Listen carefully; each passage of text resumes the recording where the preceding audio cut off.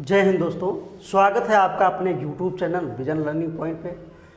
दोस्तों हमने पिछली क्लास में जैन धर्म पढ़ लिए थे और जैन धर्म के उनके सिद्धांत पढ़ लिए थे और बाकी बहुत अच्छे तरीके से उनके बारे में जो तीर्थंकर थे, ठीक है, उनके बारे में बहुत अच्छे तरीके से, जैसे महावीर स्वामी उसमें बहुत इंपॉर्टेंट थे, उनके बारे में हमने बहुत अच्छे तरीके से पढ़ लिया था, ठीक है। और साथ साथ में आप लोग नोट करते अवश्य चलें क्योंकि बहुत ज़्यादा इम्पोर्टेंट है। आज हम पढ़ने वाले हैं बौद्ध धर्म, ठीक है। आज हम बौद्ध धर्म के बारे में देख लेंगे, ठीक है। और पिछले जो हमने जैन धर्म पढ़ाया था उसमें जो संगीतियाँ हुई थी उनके बारे में हमने बता दिया था, ठीक है। और आज हम पढ़ने वाले हैं बौद्ध धर्म, और जैन धर्म और बौद्ध धर्म से ही क्वेश्चन जरूर पूछे जाते हैं, चाहे कोई भी एग्ज़ाम हो आने वाला, चाहे या जो हो चुके हैं एग्ज़ाम, चाहे प्रीवियस ईयर क्वेश्चन पेपर आप देख लें, यहाँ से क्वेश्चन जरूर एक पूछा जाता है। तो आप लोग साथ साथ में अवश्य नोट करें। तो देखते हैं आज बौद्ध धर्म। बौद्ध धर्म इनके बारे में देख लेते हैं क्या क्या, मतलब जो है सबसे पहले तो हम देख लेते हैं इनकी महात्मा बुद्ध के जीवन परिचय, यहाँ से क्वेश्चन एक जरूर पूछ लेते हैं। उसके बाद हम देखते हैं इनके धीरे धीरे कि बौद्ध धर्म के सिद्धांत क्या थे, उनके बारे में देख लेते हैं, ठीक है। तो हम देखते हैं इस धर्म, जो बौद्ध धर्म था, इस धर्म के प्रवर्तक महात्मा बुद्ध थे। कौन थे? महात्मा बुद्ध। और महात्मा बुद्ध के बचपन का नाम अगर पूछ लिया जाए तो बचपन का नाम सिद्धार्थ था। क्या था? सिद्धार्थ था। और उसके बाद देख लेते हैं इनका जन्म कब हुआ था? जन्म हुआ था 563 ईसा पूर्व। कब हुआ था? 563 ईस्वी पूर्व हुआ था। और ये जो है कपिल वस्तु के लुम्बिनी ग्राम में हुआ था। कहाँ हुआ था? कपिल वस्तु के लुम्बिनी ग्राम में हुआ था, ठीक है। और हम देख लेते हैं इनके पिता का नाम। पिता का नाम जो है, ये जो है शुद्धोधन था। पिता का नाम क्या था? शुद्धोधन था, जो कि शाक्यगढ़ के मुखिया थे। कौन थे? शाक्यगढ़ के मुखिया थे। और शाक्य कुल में जो है, ये क्षत्रिय कुल में जो है जन्मे थे। शाक्य के क्षत्रिय कुल में जन्मे थे, ये क्षत्रिय कुल के थे, ठीक है। और समझ रहे हैं, क्षत्रिय वंश के थे। और इनकी माता का नाम महामाया था। क्या था? माता का नाम महामाया था, जो कि कोलीय वंश की थी। समझ रहे हैं, कोलीय वंश की थी। और इनके जो है जन्म के पश्चात, जन्म हुआ था उसके तुरंत बाद जो है इनकी माता जो महामाया थी उनकी मृत्यु हो गई। और जब मृत्यु हो गई तो इनका लालन पालन जो है, इनकी माता जो थी, जैसा इनकी जो दूसरी माता थी जिनका ये जो पोषण किया था, उनका नाम था प्रजापति गौतमी। कह सकते हैं इनकी मौसी जी थी, ठीक है। तो उन्होंने इनका लालन पालन किया। और फिर जो है इतना ही क्वेश्चन पूछा जाता है, यहीं से क्वेश्चन उठाए जाते हैं। बहुत ज़्यादा अगर डिटेल में और ज़्यादा देखना हो तो इनके जीवन परिचय के बारे में देख सकते हैं, ठीक है। कोई बुक्स ले लीजिए, उनके बारे में अच्छे तरीके से और पढ़ सकते हैं। लेकिन जो क्वेश्चन परीक्षा की दृष्टि से पूछे ही जाते हैं वो हमने सारे के सारे यहाँ पर रखे हुए हैं। अब हम देख लेते हैं इनकी पत्नी जो है यशोधरा थी। और 16 वर्ष की आयु में ही इनकी जो है इनका विवाह हो गया था। जो शुद्धोधन थे, ये बुद्ध जी थे, उनका जो है 16 वर्ष की आयु में विवाह हो चुका था। किससे हुआ था? तो यशोधरा से हुआ था। और यशोधरा का नाम जो है कहीं कहीं गोपा के नाम से भी जाना जाता है। जैसे कि पूछ लिया जाए, अगर यशोधरा ना दे करके गोपा या बिंबा या भदक चन्ना इनके नाम से जो है जाना जाता था इनको, ठीक है। मोस्टली यही यशोधरा आप लोग याद रखना, और अगर पूछ लिया जाए उसके लिए हम बता रहे हैं, ठीक है। और ये पुत्र था जिसका नाम था राहुल, ठीक है, राहुल था। और उसके बाद जो है इनकी मृत्यु अभी शुरुआत में ही देख लेते हैं। जैसे कि इनकी मृत्यु 483 ईसा पूर्व में कुशीनगर में हुआ था। और हमने कहा था मल्ल की राजधानी जो थी कुशीनगर की मल्ल की राजधानियाँ दो थी, एक कुशीनगर, दूसरी हमने पावा बताया था। और ये जो है बहुत इंपॉर्टेंट है क्योंकि कुशीनगर में जो है इनका महापरिनिर्वाण हुआ था, और जो पावा में था वो महावीर स्वामी का निर्माण हुआ था, इसलिए बहुत ज़्यादा इम्पोर्टेंट है, ठीक है। तो इन्होंने जो है जैसे कि कुछ दिनों तक मतलब 28 साल तक इन्होंने जो है घर में अपना व्यतीत किए, ठीक है। और जो है इनकी जो है इनके जो पुत्र था, और इन्होंने जो है राज्यपालन जो है उसका राज्य के बारे में से उन्होंने जाना, ठीक है। उसके बाद इन्होंने सोचा कि हम बाहर जो है टहलने चले या घूमने चले। तो इनका जो सारथी था उसका नाम था चन्ना। जो चन्ना था उसके साथ में इन्होंने एक बार जो है कहने लगे कि राज्य के बारे में और भी जान लिया जाए। बाहर ये निकले, तो जब बाहर निकले तो इन्होंने अपने जीवन संबंधी 4 दृश्य देखे। इन्होंने 4 दृश्य देखे, और 4 दृश्य क्या क्या थे उनके बारे में देख लेते हैं। और जब ये 4 दृश्य देखे तो इनके जीवन पर बहुत बड़ा प्रभाव पड़ा, ठीक है। तो देख लेते हैं 4 दृश्य इन्होंने कौन कौन से देखे। तो सबसे पहले देखा इन्होंने एक वृद्ध व्यक्ति को देखा जो कि बूढ़ा हो चुका था, वो बैठा था, ठीक है। सबसे पहले उसको देखा। उसके बाद इन्होंने फिर आगे बढ़ा, जब चन्ना से कहा कि आगे चलो, फिर ये जब आगे बढ़े तब इन्होंने देखा एक बीमार व्यक्ति को देखा, ठीक है। बीमार व्यक्ति को देखा, और फिर इनके मन में जो है थोड़ा और जो है देखने का प्रयत्न की, सोचा कि जीवन में क्या हो रहा है, और चीज़ें भी देखना चाहिए। तो इन्होंने कुछ दूर और जाके देखा तो एक मृत व्यक्ति को लिए जा रहे थे, उसको देखा, ठीक है। जब उनको देखा फिर जो है इन्होंने कहा कि इस संसार में जो है क्या हो रहा है, और उसके बारे में ये जो है गहन अध्ययन किया इन्होंने। और उसके बाद थोड़े दूर जाके और देखा तो एक प्रसन्न मुद्रा में सन्यासी को देखा, ठीक है। मतलब ये जो 4 घटनाएं इन्होंने देखा, 4 घटनाएं जब देखा उसके बाद उन्होंने पूछा कि मतलब ये अपना मनन चिंतन करने लगे, और पूछा भी तरह तरह, मतलब जो है चन्ना से भी पूछा कि किस तरीके से जो है ये वृद्ध व्यक्ति हुआ। उसके बाद भी बीमार भी व्यक्ति को देख लिया, फिर मृत व्यक्ति को देख लिया, उसके बाद प्रसन्न मुद्रा में सन्यासी को देख लिया। जब सन्यासी को प्रसन्न मुद्रा में देखा तब इनके मन में जो है बहुत जिज्ञासा हुई कि क्यों हम भी जो है इस जो है मोह माया को त्याग करके और ज्ञान की प्राप्ति किया जाए, और इसके बारे में जानना चाहिए। इन्होंने यही जब देखा तो ये जो है अब सोचा कि हम ज्ञान की प्राप्ति करें और इनके बारे में जानना चाहा। तब जो है इन्होंने गृह त्याग किया, और गृह त्याग कब किया? 29 वर्ष की अवस्था में इन्होंने गृह त्याग किया, ठीक है। जब 29 वर्ष के हुए थे तब इन्होंने गृह त्याग किया, और इस घटना को महाभिनिष्क्रमण कहा गया। बौद्ध ग्रंथ में आप लोग साथ साथ में नोट करते रहें, बौद्ध ग्रंथ में इसे महाभिनिष्क्रमण कहा गया, और ये बहुत ज़्यादा पूछा जाने वाला क्वेश्चन है, ठीक है। अब हम देख लेते हैं प्रथम गुरु, ठीक है। जब इन्होंने 29 वर्ष की अवस्था में जब गृह त्याग कर दिया तब ये जो है प्रथम गुरु इनको मिले, जिनका नाम था अलार कलाम। इनके पास गए और ये सांख्य दर्शन के बारे में इन्होंने शिक्षा ली इनसे, ठीक है। इनको अपना प्रथम गुरु माना अलार कलाम को। उसके बाद देख लेते हैं द्वितीय गुरु रुद्रक रामपुत्र, इनसे जो है मिले, और इनसे उसके बाद जब इनको मिले, इनके बाद जो है ये जो है चले गए तपस्या करने के लिए, मतलब ज्ञान प्राप्ति के लिए ये वहाँ से आदेश लेकर के चले गए, और निरंजना नदी के किनारे, कहाँ गए? निरंजना नदी के तट पर एक पीपल के वृक्ष के नीचे जो है तपस्या प्रारंभ की। पीपल के वृक्ष के नीचे तपस्या प्रारंभ की। और एक चीज़ और है, इनके साथ 5 ब्राह्मण और गए थे।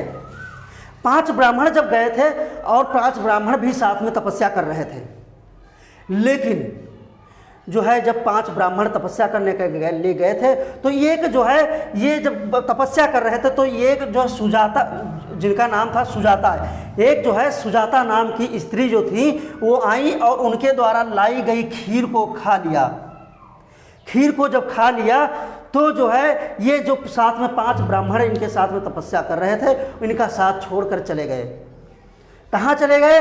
तो ये वापस जो है सारनाथ या मृगदाव चले आए, ठीक है। जब ये मृगदाव चले आए तो ये जो है अकेले रह गए, और अकेले रह गए। फिर जो है इन्होंने तपस्या करना स्टार्ट किया, उसके बारे में देख लेते हैं। अब हम देख लेते हैं ज्ञान की प्राप्ति कैसे इनको हुई। ठीक है, ज्ञान की प्राप्ति कहाँ पर हुई थी। तो ये जो है हमने बताया था, ये जो है अपने गुरु से आज्ञा लेकर के और ये चले गए थे उरुवेला। वहाँ पर पीपल के वृक्ष के नीचे जो है ज्ञान की प्राप्ति हुई इनको। लेकिन बहुत वैज्ञानिकों का मत है, ठीक है, विद्वानों का मत है कि जो है इनको 8वें दिन जो है ज्ञान की प्राप्ति हुई थी। लेकिन कहीं कहीं ये दिया हुआ है 35वें वर्ष की अवस्था में इनको ज्ञान की प्राप्ति हुई थी। ठीक है, और कब हुई थी, तो वैशाख पूर्णिमा या बुद्ध पूर्णिमा के दिन को जो है ज्ञान की प्राप्ति हुई थी। और यह वहीं पर ही बुद्ध कहलाए। जब इनको ज्ञान की प्राप्ति हो गई तब वहाँ से ही इनको बुद्ध के नाम से जाना जाने लगा। उसके पहले ये इनका नाम सिद्धार्थ था। ठीक है, अब हम जो है इन्हें तथागत कहा गया। और तथागत का मतलब होता है, जिसका अर्थ होता है सत्य है ज्ञान जिसका। क्या होता है, सत्य है ज्ञान जिसका। बुद्ध को जो है शाक्य मुनि भी कहा जाता था, क्योंकि शाक्य क्षत्रिय कुल के थे, तभी जो है इनको शाक्य मुनि के भी नाम से जाना जाता था।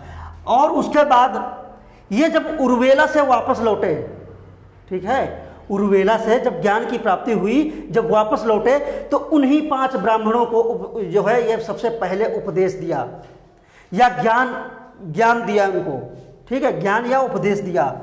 जो कौन से ब्राह्मण थे, जो इनके साथ में वो साथ छोड़ करके चले गए थे, वापस चले गए थे सारनाथ। तो जो है ये जब इनको महात्मा बुद्ध को जब ज्ञान की प्राप्ति हुई तब ये वापस जो है सारनाथ आए और उन्हीं 5 ब्राह्मणों को सबसे पहले उपदेश दिया। उसके बाद जब उपदेश जब दिया तो उसको जो है बौद्ध ग्रंथ में धर्म चक्र परिवर्तन के नाम से जाना गया। क्या जाना गया, धर्म चक्र परिवर्तन के नाम से जाना गया। ये बहुत इंपॉर्टेंट है, हमने बताया भी, जो है धर्म चक्र परिवर्तन के नाम से जाना गया। और उसके बाद हम देख लेते हैं सारनाथ में ये 5 सन्यासियों के साथ ये एक संघ की स्थापना की। 5 सन्यासियों के साथ सारनाथ में ही जो है ये संघ की स्थापना की। और उसमें जो है इनका एक शिष्य था जिसका नाम था आनंद, बहुत प्रिय शिष्य था। इसके कहने पर, इसके अनुरोध पर इन्होंने महिलाओं को अपने में मिलाया। जो है अनुरोध से वैशाली में महिलाओं को संघ में प्रवेश दिया। वैसे महिलाओं को नहीं देना चाहते थे, लेकिन इसने जो है, जो इनका शिष्य था, बहुत अनुरोध किया। तब जो है इन्होंने जो वैशाली में महिलाओं को अपने में प्रवेश दिया। और सर्वप्रथम जो है महिला कौन जो है प्रवेश लिए थे, तो वो जो है इनकी जो मौसी थी गौतमी पुत्र, जो है वो प्रजापति गौतमी, वही जो है संघ में शामिल हुई। और इनकी जो है पुत्री जो थी, पुत्री का नाम था नंदा, या कह सकते हैं कि जो है सिद्धार्थ की बहन। ठीक है, तो उनका नाम था, पुत्री का नाम, ये प्रजापति गौतमी की पुत्री जो थी नंदा, ये भी जो है साथ में सब शामिल हुई संघ में। और इनकी जो पत्नी थी बुद्ध जी की, या सिद्धार्थ की पत्नी जो थी, क्या नाम था, यशोधरा, तो इन्होंने भी जो है शामिल हुई। और ये बहुत ज़्यादा पूछा जाता है, जो वैशाली की नगर वधू थी, वैशाली की नगर वधू जिसका नाम था आम्रपाली, ये जो है ये भी जो है उसमें जो है संघ में शामिल हुई और भिक्षुणी बनी। उसके बाद हम देख लेते हैं सर्वाधिक उपदेश। ये क्वेश्चन यहाँ से जरूर पूछते हैं, सर्वाधिक उपदेश कहाँ पर दिए थे भगवान बुद्ध ने, सर्वाधिक उपदेश कहाँ पर दिए थे, तो वो श्रावस्ती में दिए थे। और श्रावस्ती में ही एक अंगुलीमाल का नामक डाकू रहता था, उसको भी जो है अपने संघ में शामिल किया और उसको भी शिष्य बना लिए। अंगुलीमाल के बारे में आप लोगों ने बहुत अच्छे तरीके से बचपन से, मतलब जब भी आप जो है पढ़े होंगे तो इसकी कहानी ज़रूर पढ़े होंगे। और ये जो है बहुत ही भयानक, या कह सकते हैं डाकू था, उसको जो है अपना शिष्य बना लिया। उसके बाद अंतिम वर्ष में इन्होंने शिष्य जो है, इनका शिष्य था अंतिम वर्ष में चुंद था, जिसका नाम था चुंद। और ये यहाँ पर जो है इसके यहाँ गए थे, वहाँ पर गए थे पावापुरी पहुँचे। पावापुरी जब पहुँचे तो ये आमंत्रण किया था भोजन पर आमंत्रण किया। और वहाँ पर बताया जाता है, जैसे बहुत ज़्यादा विद्वानों ने बताया है कि जो है शुकर मादक जो भोजन इन्होंने किया था, शुकर मादक भोजन, देखो ऐसा कहना हमें नहीं लगता है कि ये सही होगा, लेकिन कुछ विद्वानों ने बताया है कि इन्होंने शुकर मादक भोजन किया है, जिसके कारण ये बीमार हो गए थे। जब बीमार हो गए और ये जो है भोज्य पदार्थ खाने से बीमार पड़ गए, और फिर 80 वर्ष की अवस्था में ही जो है अंतिम उपदेश जो इनका शिष्य था, उनका नाम था सुबद्ध को जो है अंतिम उपदेश दिया, और उसके बाद इनकी मृत्यु हो गई। तो ये कहना गलत है, हालांकि बहुत ज़्यादा कुछ विद्वानों ने बताया है कि शुकर मादक भोजन इन्होंने किया था, ठीक है, जिसके कारण इनकी मृत्यु हो गई। शुकर मादक मतलब बहुत लोगों ने तो कहा कि सुअर का जो है मांस होगा या जो भी हो, कहा नहीं जा सकता है, ठीक है, जिसके कारण इनकी मृत्यु हो गई। ठीक है, अब हम इनके देख लेते हैं जो है बौद्ध धर्म के जो सिद्धांत थे, इन्होंने जो सिद्धांत दिया था। देखो हमने जितने भी या ये हमने इनके बारे में जितना बताया है, जो पेपर में पूछा ही जाता है वो सारा हमने बता दिया है, सारे पॉइंट्स बता दिए हैं, इम्पोर्टेंट जितने थे वो हमने सब कुछ बता दिया है। और इनकी जो मृत्यु थी, हमने बताया था इनकी मृत्यु जो है कुशीनगर में हुई थी। कुशीनगर में इनको जो है ये बौद्ध ग्रंथ में उसको जब इनकी मृत्यु हुई तो महापरिनिर्वाण कहा गया। बौद्ध ग्रंथ में ये जरूर ध्यान रखना, बौद्ध ग्रंथ में महापरिनिर्वाण, और हमने बताया ये धर्म चक्र परिवर्तन जो है ये इन्होंने जब 5 ब्राह्मणों को दिया, ये सारे चीज़ें याद कर ले। अभी हम उसके जो है टेबल भी बनवा देंगे। तो अब हम देख लेते हैं बौद्ध धर्म के सिद्धांत क्या थे। यहाँ से क्वेश्चन कुछ पूछे जाते हैं, उनके बारे में हम बताएंगे। ठीक है, तो सिद्धांत क्या थे? 4 आर्य सत्य थे। सबसे पहले देख लेते हैं सिद्धांत में 4 आर्य सत्य। और 4 आर्य सत्य क्या थे जो इन्होंने बताया था कि जब मनुष्य के पास जब दुख होता है तो दुख का साथ में कारण भी होता है। क्या दुख का कारण है, और दुख का कारण होता है तो उसका निवारण भी होता है, दुख का निवारण भी किया जा सकता है। और उसके बाद है दुख का निवारण के उपाय भी बताए हैं। अष्टांगिक मार्ग, इसी को कहते हैं अष्टांगिक मार्ग। ठीक, ये इन्होंने जो है सिद्धांत दिए कि दुख है, दुख का कारण है, दुख का निवारण भी है, दुख निवारण के उपाय भी इन्होंने बताए। अष्टांगिक मार्ग के बारे में बताया, जो कि 3 भागों में बांटा गया। कौन कौन से? तो प्रज्ञा, शील और समाधि। प्रज्ञा, शील, समाधि। देखिए, अगर बुद्ध जो है बौद्ध धर्म में ये चीज़ें बताई गई हैं, और जो लोग जैसा इनका बौद्ध धर्म के बारे में अगर जो लोग पढ़ चुके हैं और इनको जो है अपनाए हुए हैं, वो बहुत अच्छे तरीके से जो है चीज़ों को समझ जाएंगे। ठीक है, और इनके रास्ते पर अगर चला जाए तो जो है बहुत अच्छे तरीके से हम लोग जो है अच्छे मार्ग पर चल सकते हैं। ठीक है, तो अब देख लेते हैं प्रज्ञा, शील, समाधि। प्रज्ञा में जो है इन्होंने बताया है सम्यक दृष्टि, यानी अच्छे दृष्टि से देखो।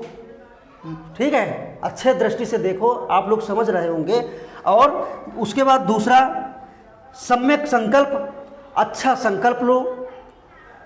और उसके बाद है तीसरा सम्यक वाक। सम्यक वाक मतलब अच्छी वाणी बोलो। ठीक है, लोगों को मतलब सम्यक दृष्टि, अच्छे से देखो। सम्यक संकल्प, अच्छे से संकल्प, कोई अगर किसी चीज़ को आप करना चाहते हैं उसका संकल्प करो और संकल्प लो, और उसको तब तक ना छोड़ो जब तक उसको पूर्ण ना कर लो। अच्छे से बोलो। ठीक है, उसके बाद शील में देख लेते हैं, इन्होंने इसमें भी जो है 3 बताए हैं। पहला सम्यक कर्म, अच्छे कर्म करो। उसके बाद बताया है सम्यक आजीवक, इसके बारे में बताया, आजीव बताया है।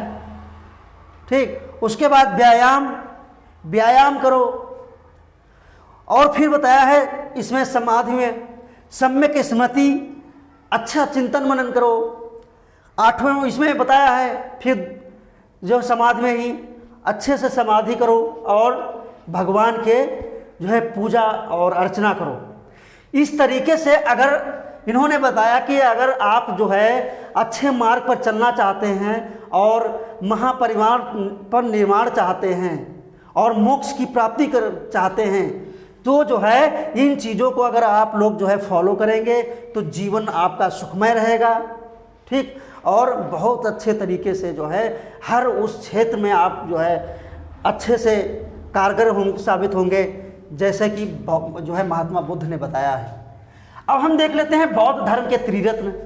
यहाँ से ये क्वेश्चन जरूर पूछा जाता है, मोस्ट इंपॉर्टेंट लगा लीजिए दोस्तों, यहाँ से ये क्वेश्चन जरूर पूछा जाता है जिसका नाम है बौद्ध, बुद्ध, धम्म और संघ, ठीक। बौद्ध धर्म के त्रिरत्न है ये, और ये बुद्ध, धम्म और संघ, ये क्वेश्चन यहाँ से एक जरूर पूछा जाता है। ये पूछ लेते हैं ये जो है किस धर्म के हैं, तो उसमें ऑप्शन में कई दिए होंगे, बौद्ध धर्म दिया होगा, जैन धर्म दिया होगा, हैं, उसके अलावा भी कई ऑप्शन रखे होंगे, तो उसमें जो है बौद्ध धर्म आप लोगों को लगाना होगा। अब हम देख लेते हैं बौद्ध धर्म की मान्यताएं। देखो, हमने जैन धर्म की मान्यताएं बताया, हिंदू धर्म की मान्यताएं बताया, ठीक, और या आगे बताने वाले हैं हिंदू धर्म के बारे में। तो जो जैन धर्म के हमने बारे में बताया, तो इनकी मान्यताएं क्या थी? ये जो है आत्मा में अविश्वास रखते थे, आत्मा को नहीं मानते थे, ठीक, और पुनर्जन्म में विश्वास रखते थे, कर्म में विश्वास रखते थे। देखो, ये जो है आत्मा में ये अविश्वास रखते थे, ठीक, और पुनर्जन्म में विश्वास रखते थे, कर्म में विश्वास रखते थे, और वेदों और कर्मकांडों में अविश्वास रखते थे, ठीक। अब हम देख लेते हैं, इन्होंने एक शब्द और भी दिया, निर्वाण का अर्थ। निर्वाण का अर्थ मतलब इनका कहना था कि निर्वाण की प्राप्ति कैसे हो सकती है, तो इसका अर्थ जैसे ये था कि जीवन मरण के चक्र से मुक्त हो जाना। मतलब अगर निर्वाण की प्राप्ति चाहते हो तो ये इनके जो जितना जो है फॉलो करो, और इससे जो है आपका जो है पूरे संसार से मोह माया से त्याग करके जीवन मरण के चक्र से मुक्त हो जाओगे, इनका कहना था ये। और एक चीज़ और देख लीजिए, जो लोग जो है गृहस्थ जीवन में रह करके बौद्ध धर्म अपनाते थे, ठीक, उनको मानते थे, उनको जो है उपासक बोला गया है। क्या बोला गया है? उपासक कहते थे।